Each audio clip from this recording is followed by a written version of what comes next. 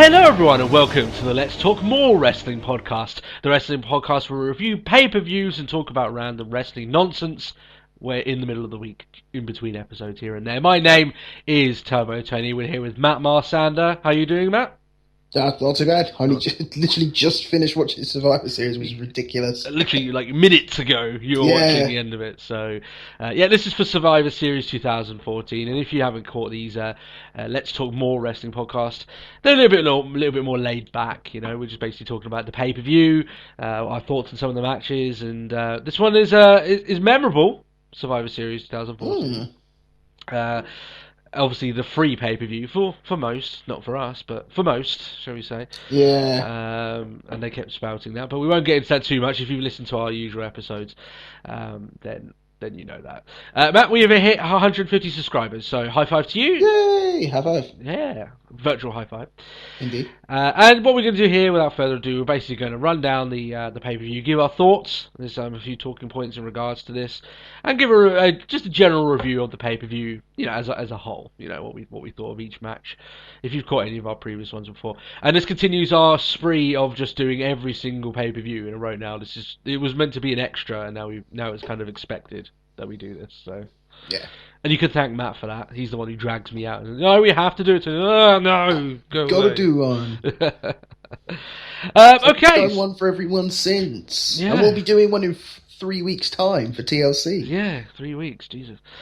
So, I know there was a part of Fandango to start off the show. I don't have the network, so I didn't see it. That's it. Pretty much it. That's all we can review about that until they launch the damn thing over here, of course.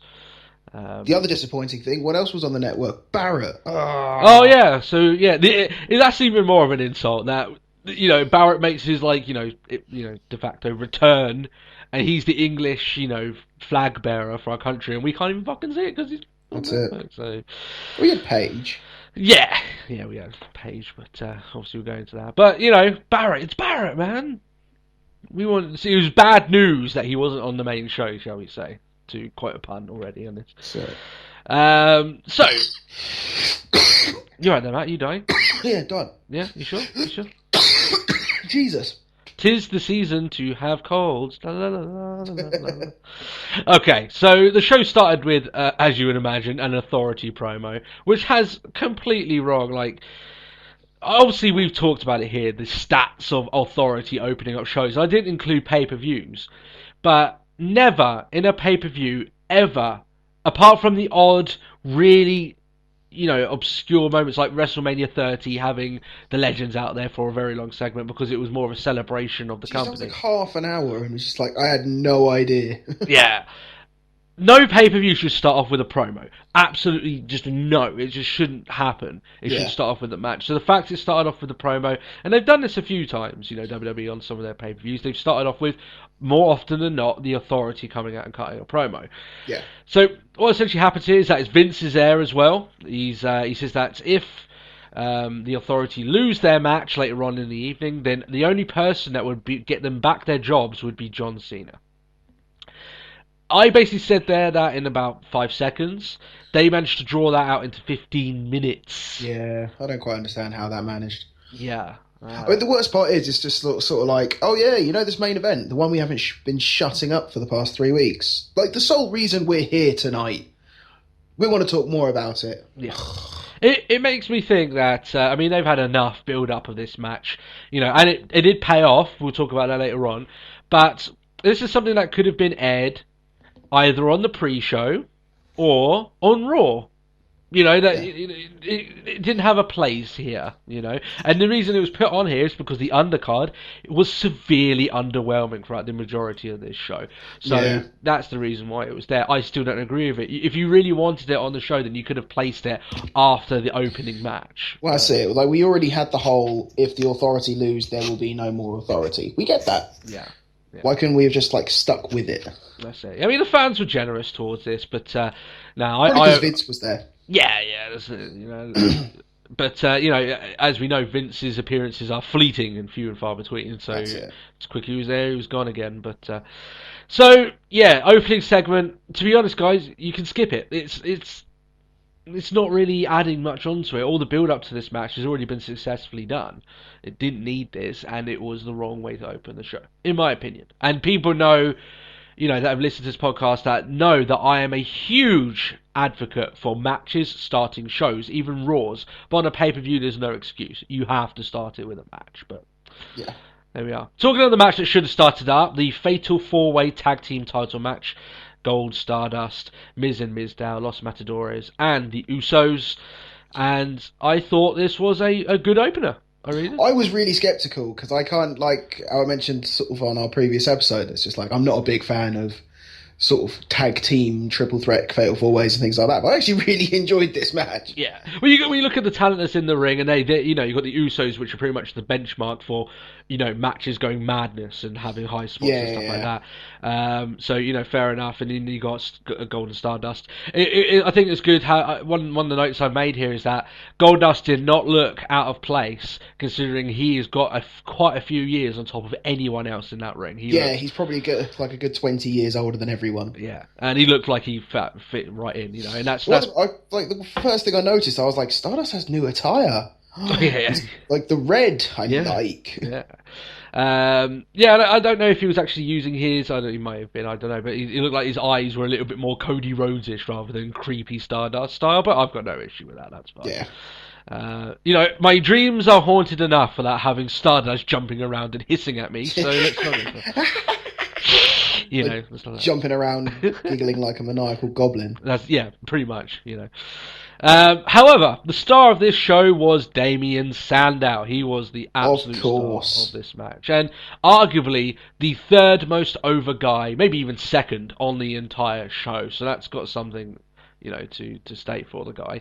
And I have to say, I thought it was quite a fun match. I thought the teasing of Sandow, they wanted him, they managed to switch it up a little bit so it wasn't just Miz, like, oh no, I'm not going to tag you in. At one point, Miz did tag him in. Like, he finally got in and he was like, yeah, Stardust, tag. Yeah, just reached over and tagged him. I thought that was brilliant. I like the way that was done.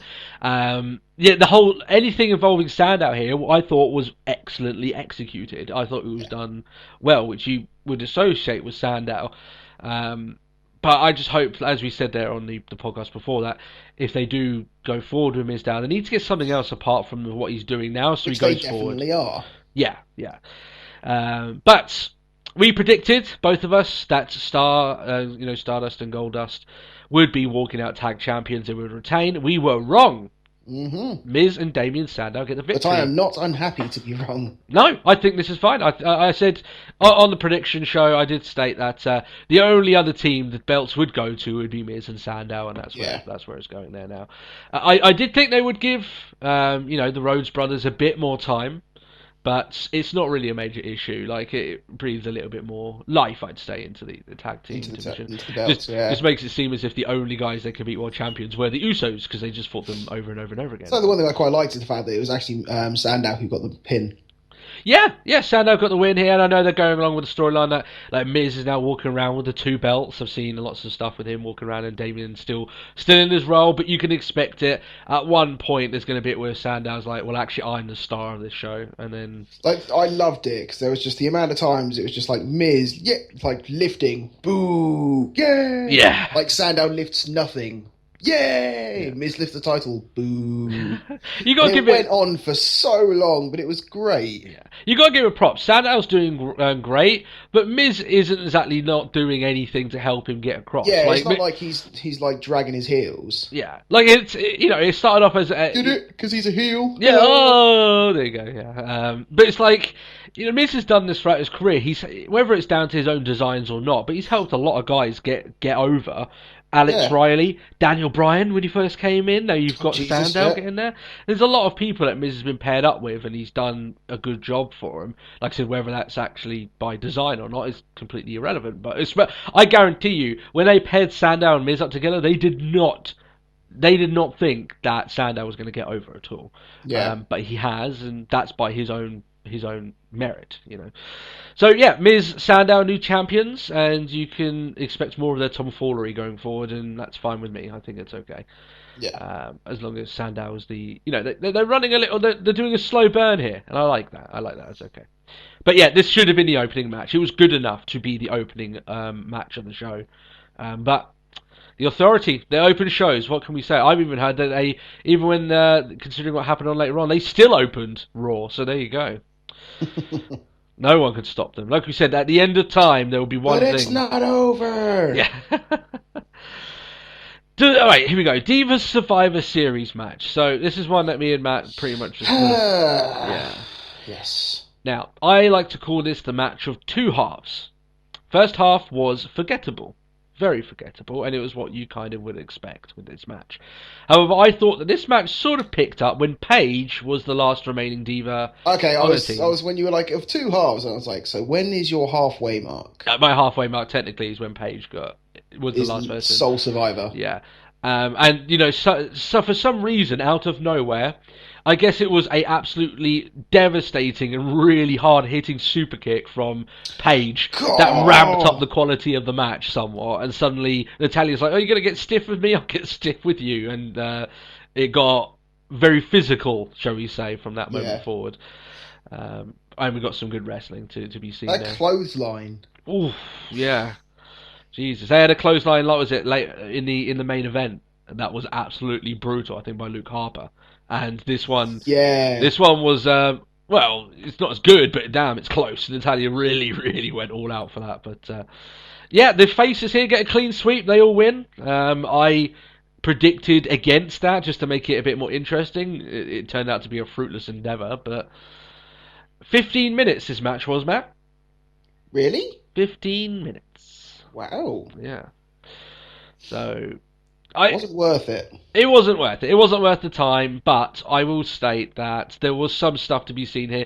Just fast forward to the part where Paige is the last one standing, and that's when things start really... I don't know. I think it's just sort of skip to the point once Cameron's gone. yeah, maybe along the lines. But thankfully here they kind of hid their lesser experienced divas, on the tagline, so they didn't have to do too much. Emma had a good showing there in that match as well. I think that's true. She was alright, but... Looking as clumsy as ever. That's it, yeah. Well, we don't expect that to last, of course. She's not going to be coming on Raw and challenging for titles anytime soon. They're more than likely going to give her a shoplifter gimmick, because that's what WWE are like. So, there we go. Here we go. Here's an interesting one. Dean Ambrose against Bray Wyatt. Yeah. I don't call this a match. I call this a gigantic advertisement. The trailer. The trailer, essentially. If you wanted to see Dean Ambrose and Bray Wyatt really go at it and have a concise winner, look away.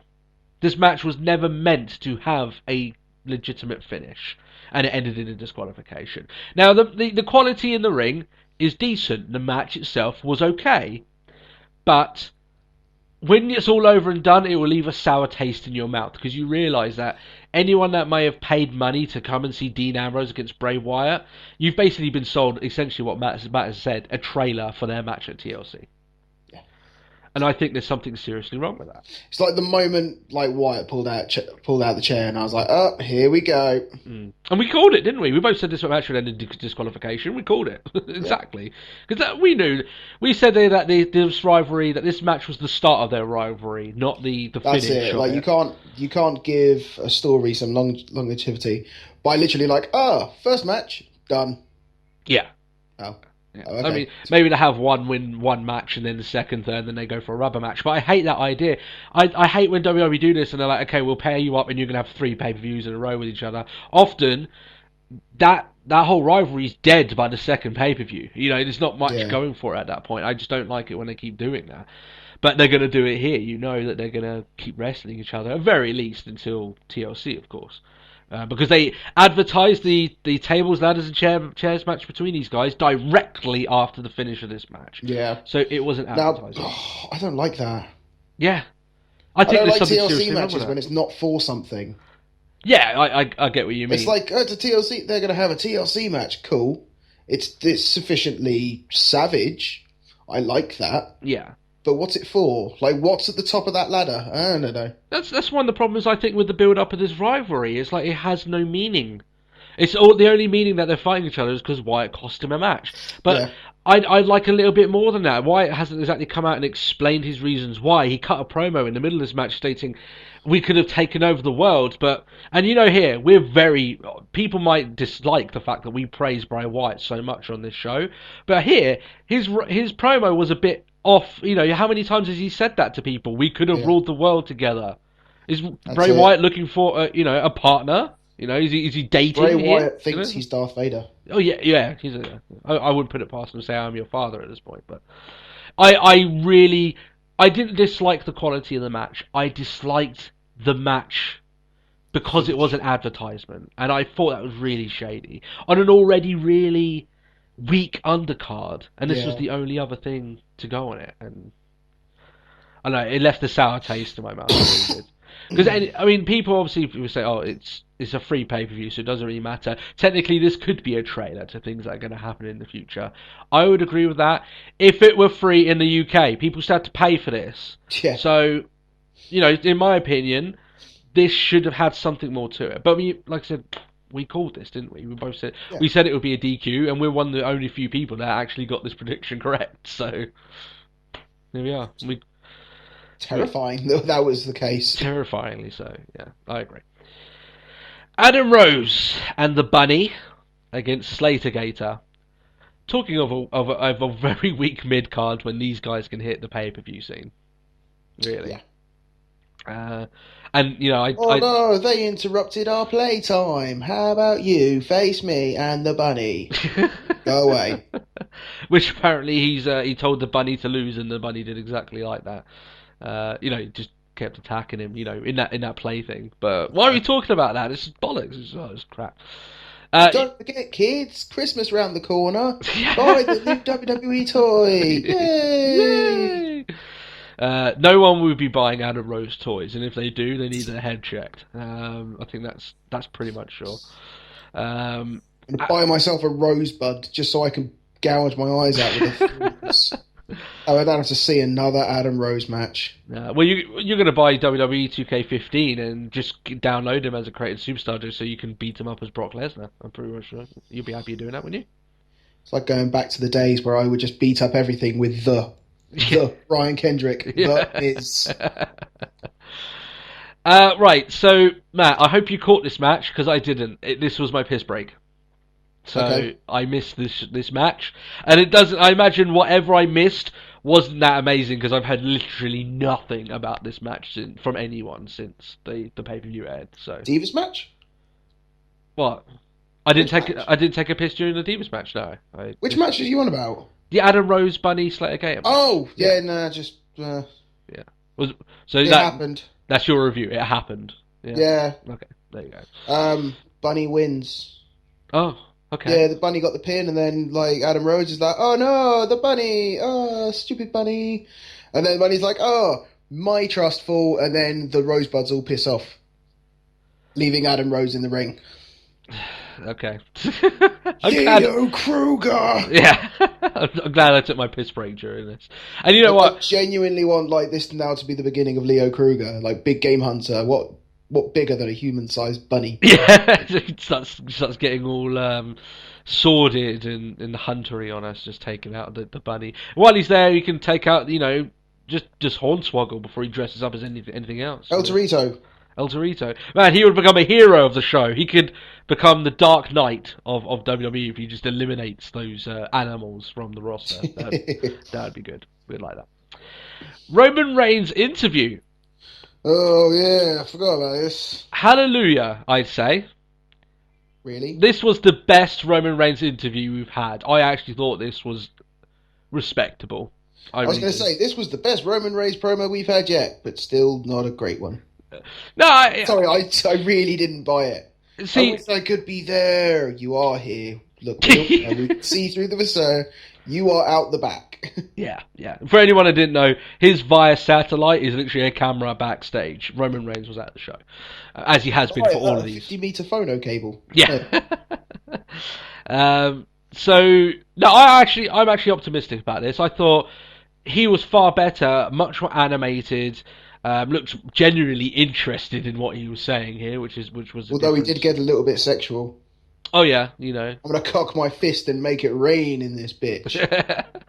He's gonna ball up this fist, baby. You know. That's it. But yeah, I honestly like.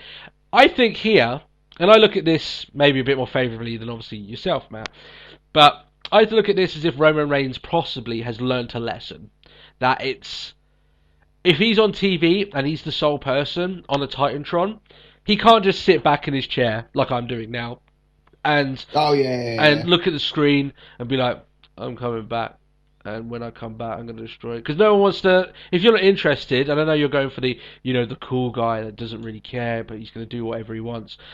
That's not interesting to fans. It's not entertaining. So you do need to be more animated. You need to be more intense. And he was. He made a good stride there. Would you agree at the very least? This was the best via satellite. I'm doing that in quotations. Yeah, Interview he's had by far. yeah, Because the first two were pretty horrendous, weren't they? Really. yeah. Yeah.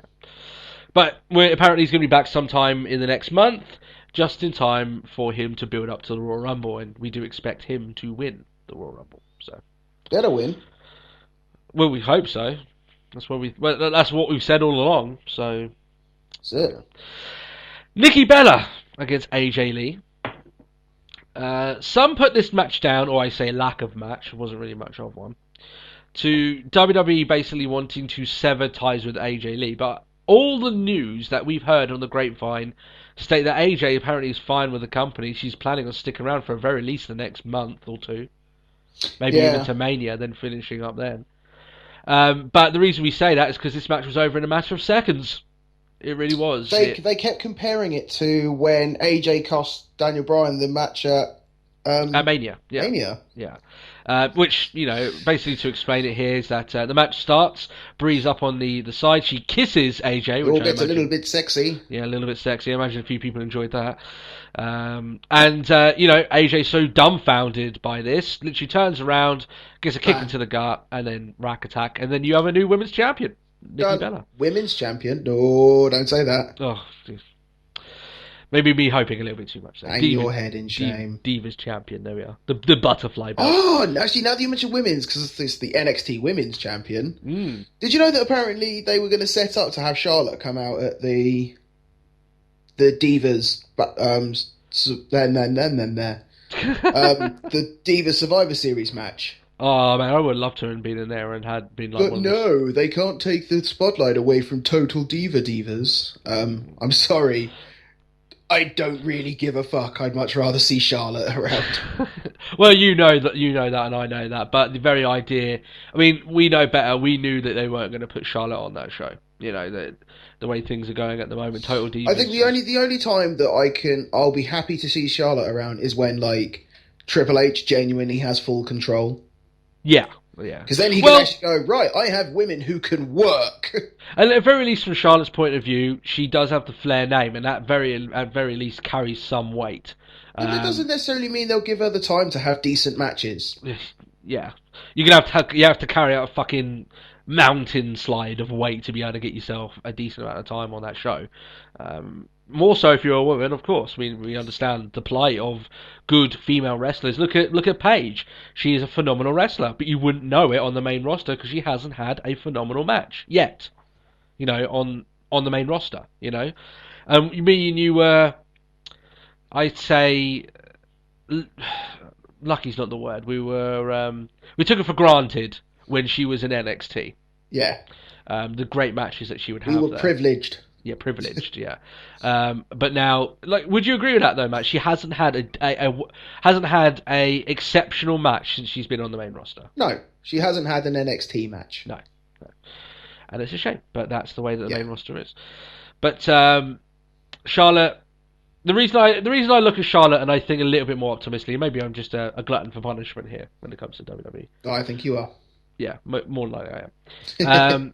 Is that, like I said, she conducts, the way she looks, the way she moves, the way she conducts herself, she looks like a champion. She looks like a professional woman who should have a belt around her waist. She looks like she belongs there. So hopefully with that sort of aura that she carries around of us, carries with herself, maybe that gets her something a little bit more. But like I said, that's optimism that I'm not exactly banking Fingers crossed on. and hold out hope. Yeah. And how many times have you and me said that? We said Paige is on the main roster, fantastic improvement. We haven't seen that much really since then. So, No.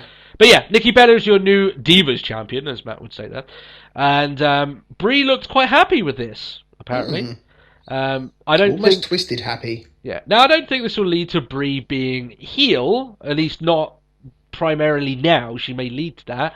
But you got to remember AJ, DDT'd her. AJ was a ex-girlfriend of her husband. There's got to be something, girls get crazy about that shit, right? On camera and all that lot. Yeah. So there's links there that maybe they could say, well, Brie was just, looking out for her husband. She was, she got attacked. She wasn't happy with AJ. She picked the devil she knew. All this lot. So possibly along those lines, or she just goes full blown heel. But imagine if she goes full blown heel and she sides with her sister. The consistency, and that was the magic word, would just be out of the window. Really, come on. Oh, that's it. What's that? Face husband. Yeah, come on. Well, it's not even that. It's just that she's been apparently so abused over this last month. Oh yeah. It's just. I think maybe they failed at making her look like someone people want to be legitimately feel sorry for. People just look at her and like, well, deal with it, sort of thing, But there we are. That's it. It's not like we've seen her do like really degrading stuff just because Nikki wants to laugh at her. Yeah. I mean, they started off with that and they were going down that route, and then suddenly they just. Oh yeah, like all we saw was a smoothie dunked over her head, and then that was it. Essentially, and then she's come down during her matches and cost the matches and stuff like that. But yeah, Brie hasn't exactly fought it by any means. And I don't expect her to, because she wants to keep her job in her storyline. And if she had really fought against it and kept her job, we would have slammed it on the show, of course. But it's not as if she's put on the demeanor or she's very sorry for the things that she's doing. She's just doing it. So that's it. That's the way it is. So before we move into the main event, right? That is the fact that we're on the main event already. Yeah. That is an hour and 50 minutes of the show on the undercard. Yeah. I would state you could... Right, so let's go through it. Fatal 4-Way Tag match, I would state that you probably want to see that. Divas match, you could skip it, really. You're not going to miss anything over it. Dean Ambrose versus Bray Wyatt, it will leave a sour taste in your mouth. Just wait for TLC, because obviously that's what WWE want you to do. Adam Rose and the Bunny against Space Gator. Huh? I still enjoyed it. Yeah, but afterwards it just annoyed me. I can agree. It's just like, oh no, he's getting chairs. Oh no, there's a table. Oh, what a shock! There's a ladder. Oh. Yeah. Then you know exactly where it was going. But it's the thing I quite liked, because like not Ambrose, like Wyatt did the whole "you're not going to hit me, you're not going to hit me" sort of thing, and it's just like, this is Ambrose. Yeah. You're going to get hit. Yeah, that's it. But what I'm getting at here is that you're looking at these list of matches and you think, is this something that you'd buy a pay-per-view for? And the answer is a big fat no. You would not buy a pay-per-view for this. And all of this stuff could have been put on an episode of Raw. Pay-per-views are meant to be special. And WWE, the way they've booked this is they put all the chips on the main event, hoping that would be something special. And luckily for them, it was. All right, yeah, but definitely. The undercard was probably the weakest of what we've seen from WWE, possibly all year, realistically. Yeah. And apart from that tag match, you could pretty much skip the rest. And you could say, oh, Dean Ambrose against Bray Wyatt, that was actually good, Tony, you're just being too picky. Well, I'll tell you what, you could skip it and see a better match on TLC, because I guarantee that's what it'll be. Yeah. It was an advertisement, that's all it was. However, this match is what really everyone wants us to talk about, really. And a certain someone showed up, shall we say, finally, to WWE. And the rumours turned out to be true. We'll go into that there. But Team Cena against Team Authority. Over 70 minutes of the show was dedicated to this. So that goes from opening promos, their entrances, the match itself, and the finale of the match. Yeah. 70 minutes. That's a lengthy time, but as you would expect it to be, right? That's it. With so much at stake, they can't exactly just go half-ass on the time. Yeah.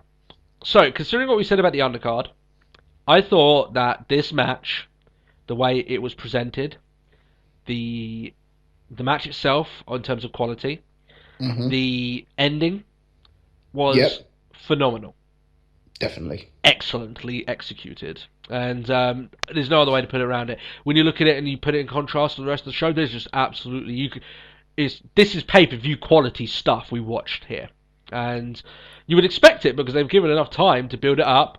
But often they will do that, and then the match itself will be a complete Stink. yeah stick. It won't be worth the hours. But this was, so fair play to WWE. They pushed their chips in, and they've come away with something very special.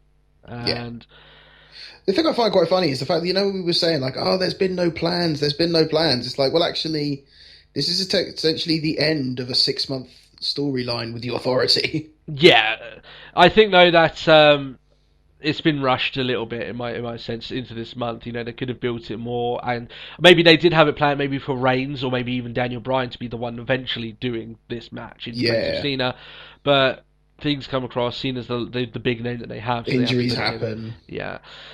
And I could be angry that Team Cena, Cena's name is the one that technically brought down the Authority, but we'll go into the reason why that isn't so. His team did win the match, but it wasn't Cena who won this match. That's Completely opposite. Right? In fact, his participation in the match was pretty lax. If you look at that, it was really minimal, actually.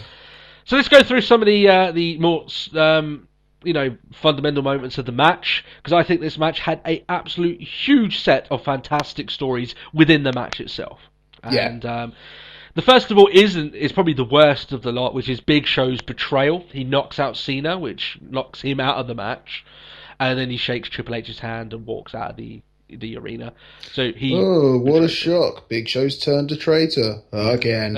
Yeah. And the problem with this as well is that Big Show's one of those guys that it just makes no sense for him to portray. These are the same people that tormented his life, and forced him out of his home. The sole reason he joined Team Cena, yeah. And he's the only person in that group that apparently has an ironclad contract. He can't be fired, storyline. No matter if he lost the match. Oh, how can we forget? Oh, yeah. I was gonna say, how can we forget about that? Yeah, I think it's consistency, guys. That was the key of the that and Eric Rowan likes the pussy, but let's not go in too much into that, of course. But yeah, that was nonsensical, but it was a shock. I didn't see it coming. I didn't see him when I saw the pair of them in the ring and the standoff. I was like, something's happening here. So you could see it. And it wasn't going to be John Cena turning heel, so you can kind of see the writing on the wall there. But yeah, he did betray it, but it was unexpected. I didn't see him doing that, but it's interesting now in terms of character, considering he betrayed the good guys to try and win the match for the bad guys, and he's now a heel, right? But the heels lost. The Authority's out of power, so now he basically put all of his chips in the losing team. So that could be a very interesting sort of situation to be booked in, but whether or not WWE will do that or not is something left to be seen, shall we say. But Cena's elimination, as we said, let's talk about Cena in this match. As we said there before, he had very minimal, if at all, any sort of bearing onto this match at all. I can't even remember him. Did he have an elimination? I don't think he did. No, he didn't. He had his 5 moves of doom, and I think that was about it. Ziggler eliminated 3, Big Show eliminated 1, and then he eliminated himself. Yes, I know. Cena didn't eliminate anyone in this match, and he just got knocked out. And when he knocked out, he looked forlorn, and at this point in the match, Ziggler is on his own, and the guy was selling as if he was essentially dead on the outside. And, he just walks off. So Cena here did nothing for his team. And that was refreshing. How many times have we seen Cena? You and me expected it to have maybe 3 guys eliminated from the top, and then Cena fights back and levels the playing field because that's the way he does it. But that wasn't the case. I quite liked it. It was consistently 1-for-1. Yeah, I did like. I like the way that the match was booked in terms of its flow. I thought that was very good. However, one part that you found absolutely fucking hilarious was loved it. Rusev's body splash into a table. Splashing himself through the announce table. For Mother Russia, no less. That's it. The idea of Putin's topless photos was overbearing to the guy, and basically he was trying to splash on Ziggler, and Ziggler was nowhere to be found. And then the guy just, gravity is a bitch, I guess. Gravity's a bitch, and announce tables hurt. There we go. But one thing we did say, and I got to admit, I love being proved right here, right? Is that we said Rusev either going to get like a DQ or he's going to walk out. Essentially, what we're saying here is he was not going to get pinned in this match. There was absolutely no way. Not at all. And he did get counted out. And I'm like, they the only person that was kind of wrong with Team Cena winning was Rusev. He was the one person that didn't like we didn't want him to get pinned because it takes away from him, and he wasn't. So You know, what I really liked actually because Rusev in it was actually really powerful. yeah, he was booked to be. I mean, he got an elimination, didn't he? He eliminated Ryback. Ryback, yeah. Actually, that leads into Ryback. Funny enough, Ryback was the second. Well, no, he was the second man to be eliminated, and the first on his team to be eliminated. Yeah. Considering this guy was built up to be a massive free agent, I did expect them to be a little bit more respectful of him in this match. I have to admit that he was. Pretty bizarre. I mean, yeah, he had two. Essentially, he had a finisher put on him, and then he was kicked in the head, and that's how he was pinned.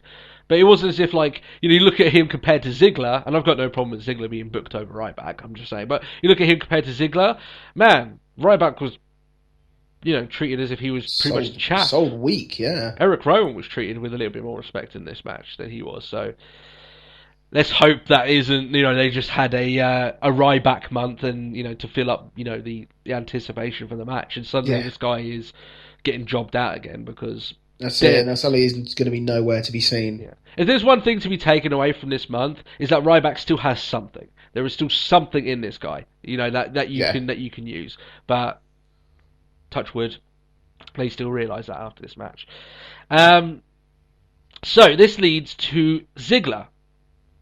Ziggler was booked here to be the shining light and can be referred to as the man who brought down the Authority. Yeah. And how refreshing was it that him being put as the Cena slot, the beaten up hero who's just unwilling to give up no matter by any odds, and it was refreshing for Ziggler to be put in that role for once, and just wouldn't get beaten no matter how much they threw. So I was going to say he kicked out the amount of 2 counts with Ziggler on the receiving end was unreal. Yeah, he looked like a star here. He really did. And I tell you what, right?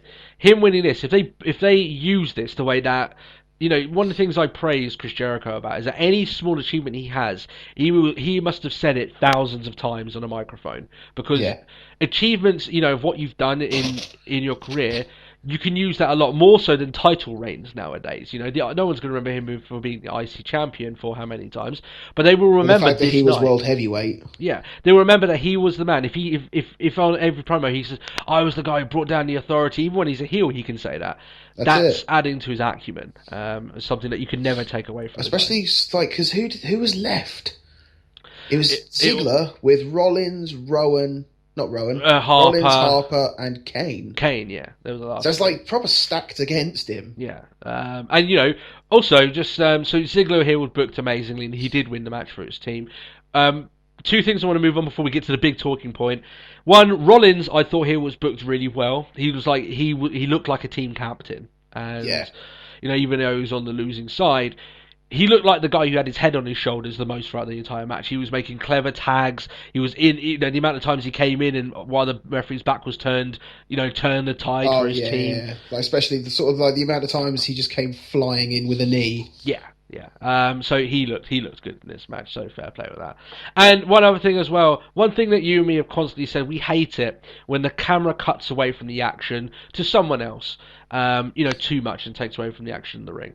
This, however, I thought was done just right. They cut back at very severe moments in the match where the wrestlers, maybe had a quick fall, a close call, and then there's a kick out. And while they're getting back up, they pan the camera around to Triple H and Stephanie, who was just emoting all over the match. So the amount of times we saw Triple H sitting down with his hand on his head and Stephanie screeching and screaming for someone to change their fortunes, or they're laughing in happiness because one of the other team got eliminated.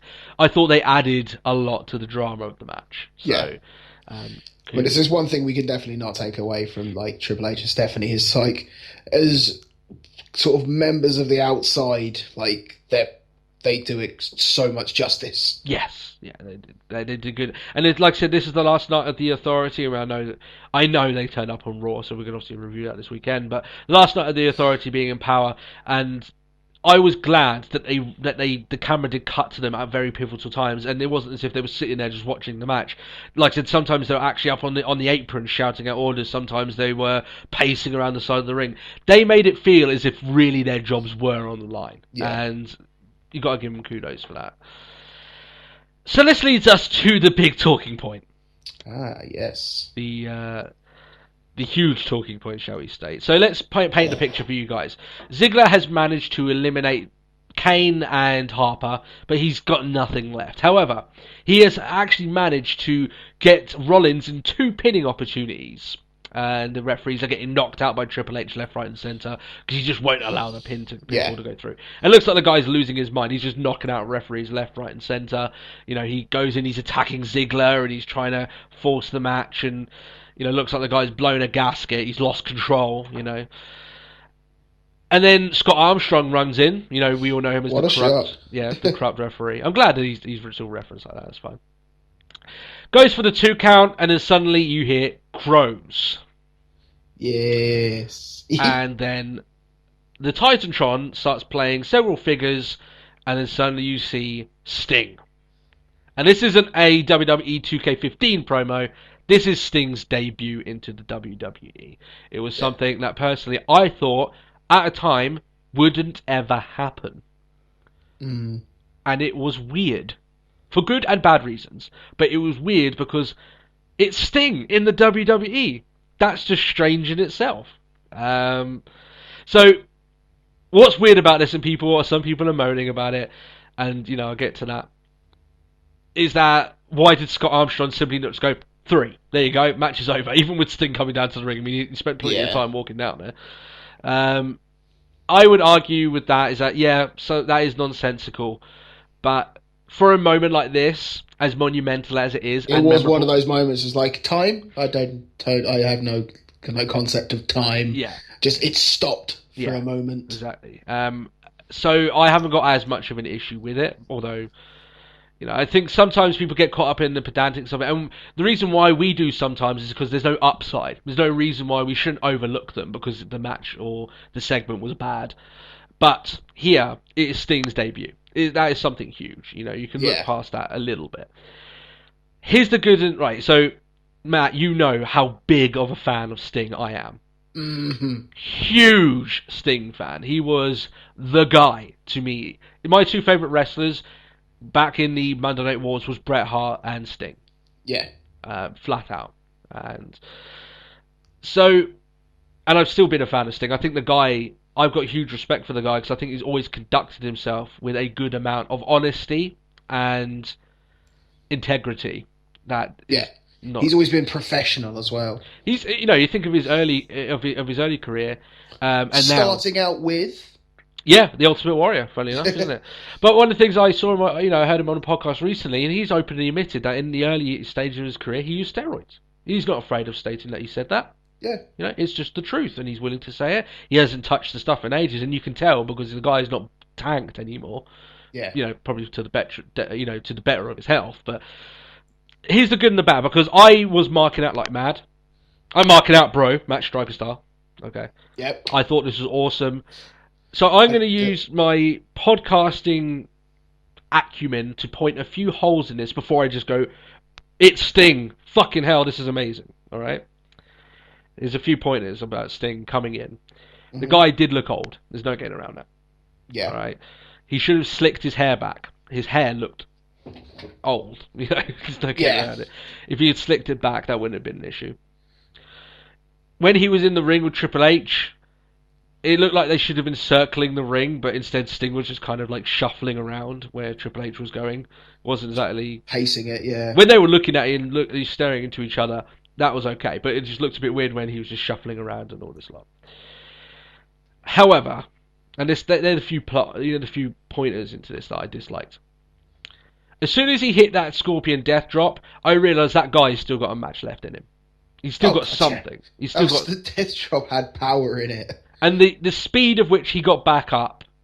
You know, I mean, you look at a guy his age, and you look at Hulk Hogan, who's a similar age. Hulk Hogan can barely stand at the moment. He's in bad shape. Sting hit the Scorpion Death Drop. He's right up on his knee, standing up within a couple of seconds. He's got a match left in him, guys. May not be a good match, but he's got a match left in him. Here's the market. Here's the amazing stuff. It's Sting in fucking WWE. What can you not like about this? This is awesome. And he was involved not only in. I thought he was going to be involved in plugging the network, which is what a lot of other people thought. He's involved in the biggest storyline in the company at the moment, and he was placed arguably in the spotlight of the entire show. Just I loved his entrance as well, with just like the spot. With just like it was all just black. There was just spotlights and Sting. There was a brilliant moment where the camera panned out and you could see the entire Titantron. He's standing there. It was an awesome visual because it's just darkness, him standing there, and he looked menacing when the Like the only thing missing was a bat. Yes. Yeah, maybe that's non-PG. Maybe they decided that, but I don't know. But yeah, I mean, a lot of people are stating here that this more likely will lead to a Sting and Triple H match. And that is, guys, that's what we're getting. We're getting Sting against Triple H. A lot of people still clinging to Sting and Undertaker. I looked on WWE.com. They've got an article, 5 people who should fight Sting. The first one is Triple H. Undertaker isn't on the list. When you think he's the first person. So if WWE are refusing to acknowledge a Sting Undertaker match, it's because it's not happening. Yeah. And they want Sting and Triple H to be the guy. And I wonder if you think the same thing as me, that Sting and Triple H will be a better match. Yes. Sting and Undertaker. Sting and Undertaker would have that marquee. Yeah. Because then it's just like of quite similar gimmicks. You know, the big, sort of like the dark gimmick of both companies of those. It's essentially sort of like the WWE, WCW dark, broody sort of gimmick fighting it out. Yeah. Well, not in that, they were both top guys in each other's I know companies, we're both top guys, yeah exactly. But no, I reckon we could get after the showing at Mania from Taker. Yeah.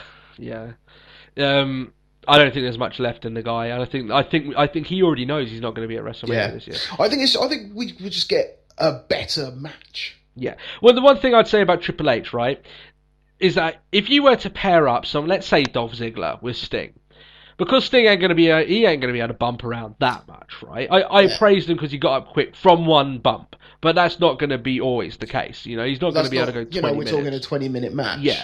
So if you've got Ziggler bumping around all over the place, it could have what I call the Shawn Michaels Hulk Hogan issue. Well, I know Shawn Michaels is doing it on purpose, but the fact is that one guy's just selling, bumping all over the place, and the other guy's not. It looks bad.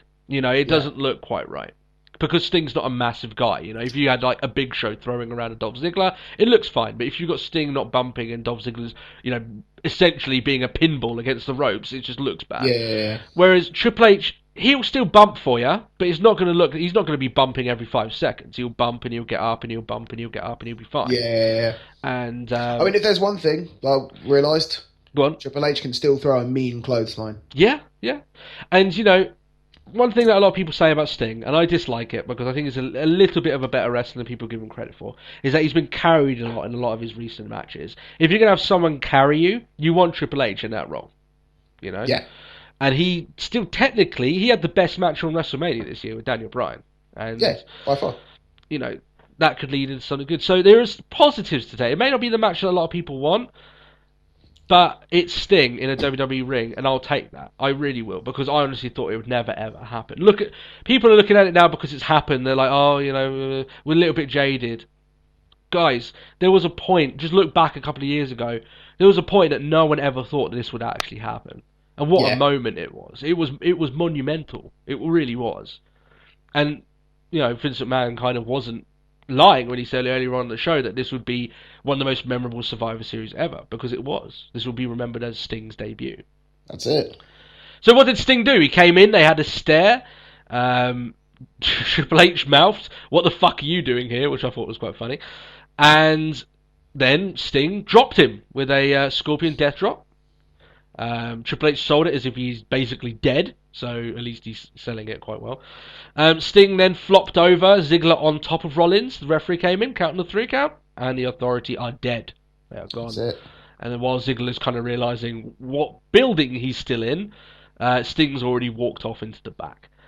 And people may have been excited. What's Sting going to do on Raw? Well, I can give you a spoiler now. He wasn't at Raw. He flew home that day. Yeah.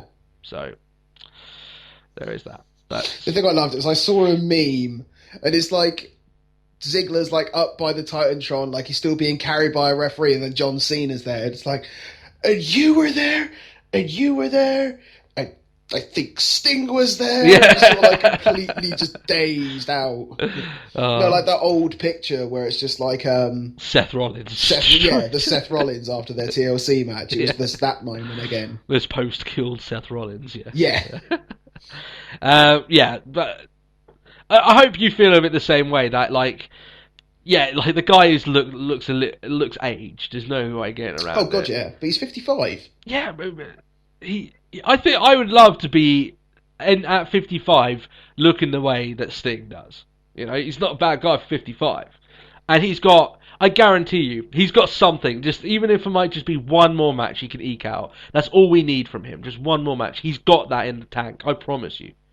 Yeah, it'll give you a much better match than the likes of Hogan and stuff like that would. I guarantee you that. Because those guys are in a mess, you know. But Sting's still got something, you know. And this is the dream match. And I still think that if the only thing really that you can do, you could do multiple matches with Sting, but one of the best things you can do with Sting if you're not going to have Taker, I think, is Triple H. Yeah, I really definitely. do. I don't think there's anyone else left really to make that big marquee match out of Sting. Yeah. I was like, just Sting versus Cena just sounds terrible. Yeah, no, that's not a match I want to see.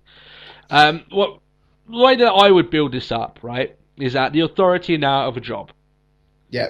You could even have them still having segments at their desk job back at WWE HQ, and Triple H is depressed. You know? Yeah, I can see it sort of like Triple H, like I think we're on the same sort of lines here, where you sort of see Triple H almost slipping into like dark places sort of thing. Yeah. Almost sort of getting really brooding over the loss. Yeah. And then he pins it on the one man that cost him everything, which is Sting. That's it. You could even have it where maybe, you know, instead of having vignettes of him sitting in his office upset, which would be more comedy stuff to begin with. Oh, look at Triple H, he's stamping files. And then suddenly you realise, wait a minute, the guy's not stamping files anymore.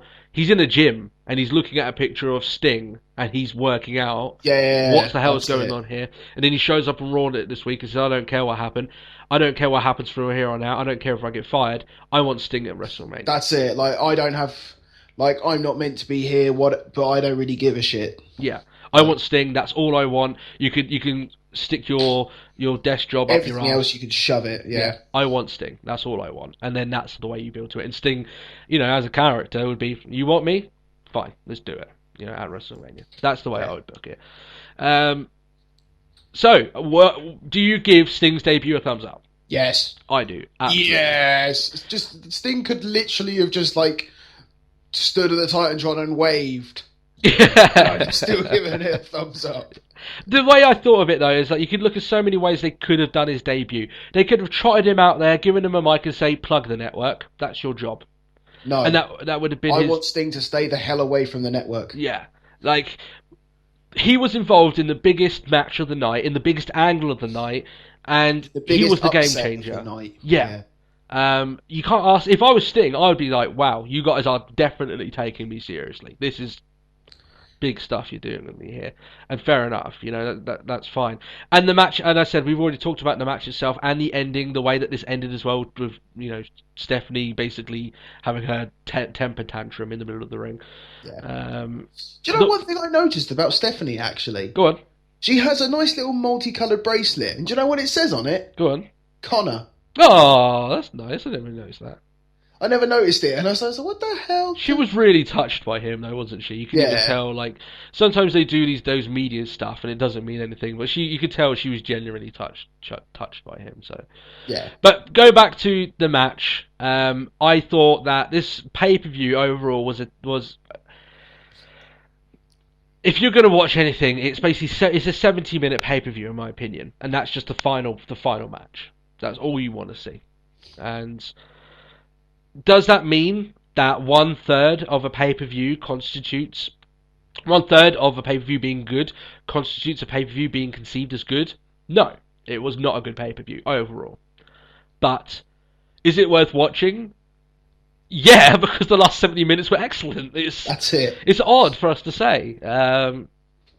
It's like the one match saved. Like we've said it before a few times. It's like that match was so good it saved the night. Yeah. But it's like that match was so good it just saved everything. Yeah. Like, and, it could have been a half good match, and we would have said, oh, still the best match on the show. When I say that this match was excellent, we very rarely throw that word around. In fact, we're extremely critical of matches. This was very good. Just the production and presentation of it was excellent. It was very, very good. So, but does that absolve the first 2 hours of the night? No, of course it doesn't. So, I tell you what, this is the way that I leave the review. Is that if there's any way you can get like a discount, which I know is you can't. I'm just fantasy, doing this, of course. Is a way you can get a discount and say I only want to see the main event of the show. Then that's exactly what I'd say you'd go for. Yeah. There's nothing else here that you would. Actually, do you know what? There's one thing we haven't even referenced. Like we're almost in a closing section, but it's like there's one thing we never referenced. Go on. No Orton. Yeah, no Orton on the show. I was very shocked at that. I know our fan Robert Chapman said that he would expect him to be at Missouri. Maybe. Probably because his return would be pissed on. Yeah, I guess you're right. It's just sort of yeah. no, we're going to have Reigns doing a video bit. That's kind of like, that's almost like a mini return. Yeah. We got Reigns going on about when he's going to be back soon. Like, he actually gave almost like a timeline, didn't he? Yeah. Like a couple of weeks. Yeah. That's kind of like a mini return. And we had Sting. Yeah. I'm sorry, like Orton, you would get lost. Yeah. He's not going to overshadow Sting. It doesn't matter what he does. If he RKOs every single member of Team Authority, he walks out, with 2 girls giving him a blowjob, it wouldn't overshadow Sting. At the end of the day, right? Sting is going to be the big talking point regardless of this, and it doesn't even matter. You could even have the Undertaker return on this show, and Sting being there would still take the limelight off of that because it's Sting's first appearance in a WWE ring. That's has drawing power. And when you look at this, how they're trying to sell the network, they made this free. They're trying to build up that anything can happen on pay-per-views. That's why you want to get the network. If they're trying to get that over, I think they've kind of stabbed themselves a little bit here because they basically showed, anything can happen, but you have to wade through a lot of crap to get to that point. And that's not... anything can happen. But there's not a lot left that can. Yeah, exactly, yeah. But you know what I mean? Like, people watching this thing, the first 2 hours are a bit crap, but the last hour was absolutely excellent. Is this the way pay-per-views always work? Is it like a boxing or MMA undercard that the first 5 fights, really, I don't really give a shit about, but the last match is worth buying it for? Maybe that's the train of thought, maybe, But do I give it... Here's a really hard thing. Do I say you should buy it if you're in England? Do I say you should buy it? Yes. Yeah. It's worth it, guys. Just wading through that first couple of hours, it is worth it. This was really good at the end of the show. But if you're looking at this and say, okay, they've done the last couple of pay-per-views, top to bottom, have been all around pretty decent, in terms of in-ring matches, and I want exactly the same. This isn't the show for you. There's a lot of stuff to miss here. Yeah. But yeah, I'm going to say I'm kind of torn. But I'm going to say categorically, it's worth the purchase. It is. Easily, and obviously, if you're in America, then you should have already got it for free anyway. Doesn't matter what we think about the network. We despise it because of the way WWE dealt with it. But you don't get much for free, and you can cancel it whenever you want. Just get it for free. It's not a problem. But yeah. That's our thoughts on it. Have you got any other outstanding thoughts in regards to Survivor Series 2014? No. I think I'm done. All good out of there. So that is our Let's Talk More Wrestling podcast. Would you state it's worth a purchase, Matt? I forgot to ask you. Yeah. Of course. Sting, man, it's Sting. Exactly. Sting. I just paid the whole price for the last 10 minutes. Yeah. Do you want to pay £15 to see 10 minutes of Sting and Triple H facing off? Yes. Yeah, I'd probably pay that, to be honest. Yeah, I'm probably quite happy with that. Well, it's €25 over here. Would I spend 25? Yeah, I would spend €25 on that, I think. So, there we are. It appeals to the little boy in me. The little boy in me was suddenly jumping around the whole room and saying, "It's fucking Sting!" So, awesome. That's why I said I was match striker marking out bro a little bit. So that's it.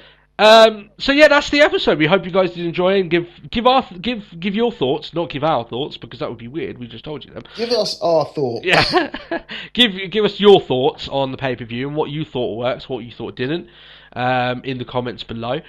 We love the feedback that we get with all of our fans, and if you're new, it's good a time as any to interact with people and get your thoughts on what you thought on the pay-per-view as a whole as well. We will be back at the weekend, obviously, to review Raw, and it's also our year awards. So we're going to be doing that. Me and Matt are going to go through and decide what awards we're actually going to hand out. I was thinking of like a word like slammies, or like they have the stuff like that, for a word of a thing. Don't know how you're going to get that. I was like the Letties, no, the LTWs, no, it doesn't really work. So it's just going to be the Let's Talk Wrestling Awards. So there we go. There was actually one thing that I just remembered, because I was quickly opening up the Twitter for the like our Twitter page. It's like I felt really bad for Noble. Oh, what? You know when they were backstage and they're like, "Oh, dude, that fight," and there's just Jamie like the top of his nose, like his nose and up. Yeah. It's like, oh, someone get him a box. Yes. Oh dear, but yeah, thank you guys for joining us this week for this episode, of course. And if you're new to the podcast, then subscribe. You can catch our regular episodes on every weekend. And apart from that, I think we're pretty much wrapped up here, guys. Yeah, pretty good stuff. We'll catch you this weekend. We hope you have a great week until then, and we hope you enjoyed this audio goodness for your ears. There you go. Yeah. All right, guys. Bye bye. See you later.